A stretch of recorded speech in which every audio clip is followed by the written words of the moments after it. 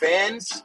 We are live and kicking. Yes, this is actually the first live podcast or video we are showing you. And we are actually driving around. Yes, driving just around town. And of course, we are discussing just five factors that you might need to consider when purchasing a vehicle. All right. Now, number one, of course, we are live and driving around town. So you might be hearing Siri, for example. Siri, I'm using Siri for navigation, and Apple Maps. Yes, Apple Maps. I have Apple Maps. So right now, okay, let's start. Number one thing we need to talk about when you're talking or you're thinking about purchasing a car. Okay, number one, that is your budget. What kind of budget do you have? Okay, what kind of budget do you have? Yes, you can see for sure we are live and we're driving around town. So what kind of budget do you have? Yes, if you have, for instance, you have $1,000 that you would like to use to buy a car or a vehicle. Yes, now you're going to justify why or how you need to use that $1,000.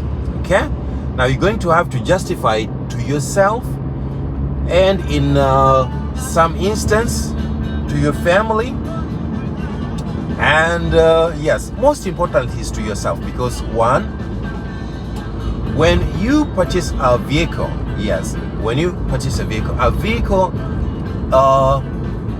to smart people is an expense. And to smart people as well, a vehicle can be an investment. Why do we say a vehicle is an investment? A vehicle is an investment if you're going to use this vehicle to make money. For example, you're considering using this vehicle as an Uber drive, and you're going to be using this thing, of course, to make money from Uber driving. Okay? So this will be an investment because it is going to be paying for itself. However, if you're going to use this vehicle purely to drive yourself around, then this is not an investment. It is an expense. Oh damn.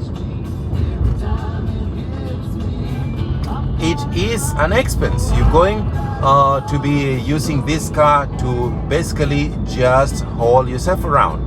That means you're going to be paying for fuel from your own pocket, and you're going to be paying for maintenance from your own pocket.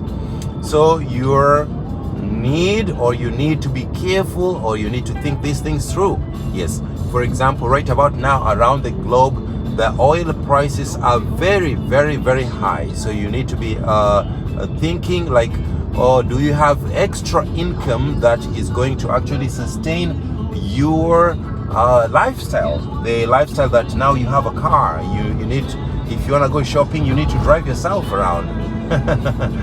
So you need to be thinking this thing through, like, do you have that money laying around, or some income that is going to be coming around, so that you understand what I mean?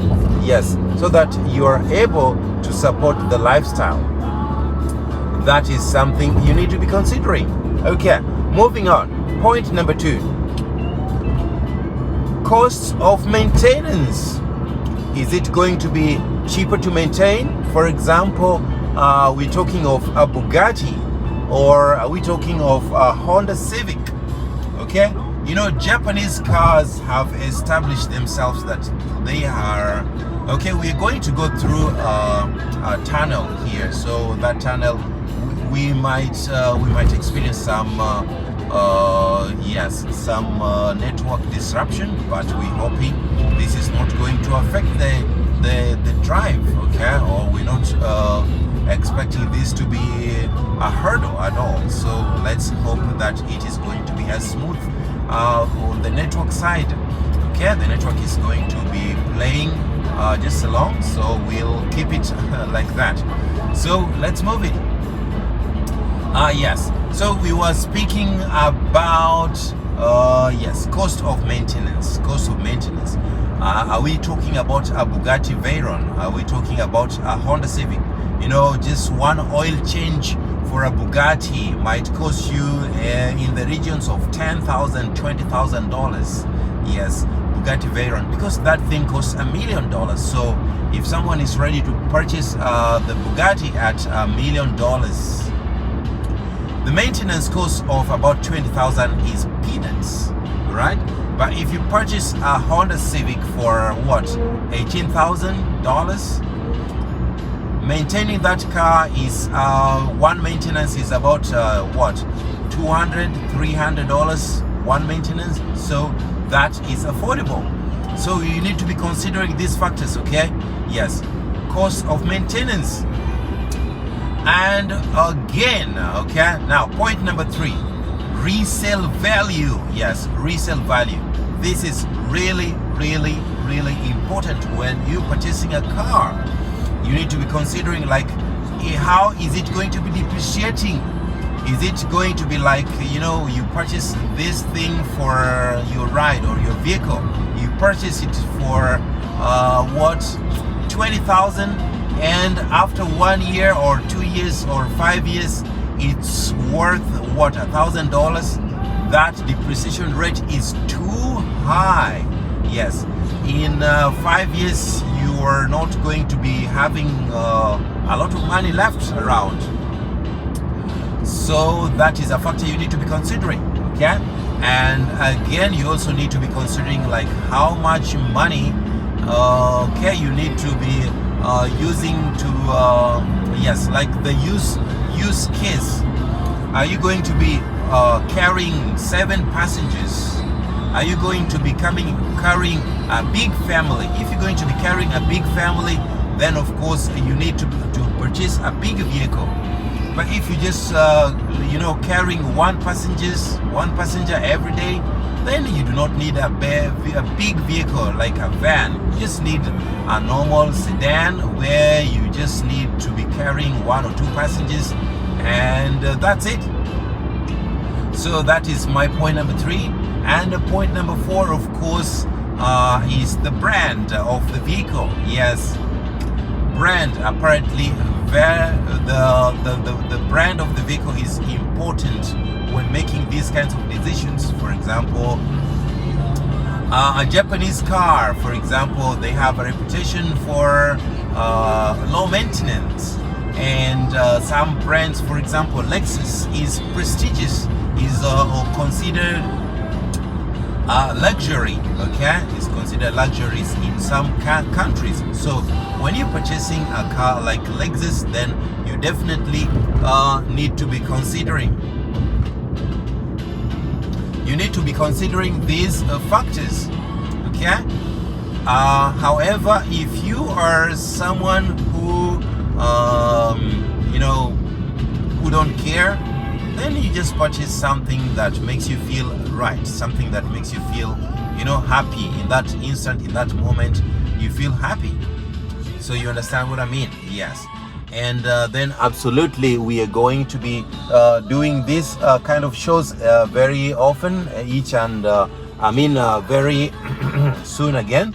So I hope you're going to be staying tuned here and there, and you also need to share this video with your friends, and of course if you have any relatives who are Gongto Media fans, then we will appreciate the love and support you've given us all through this, and we definitely hope that you can support us much more in the future. Yes, by tuning in to our live streams, and of course yes, and of course you need to be doing that. Yes, we will appreciate it, of course, so much. So with that said, we are hoping that you have enjoyed today's live stream, and we will see you in the next live stream. All right?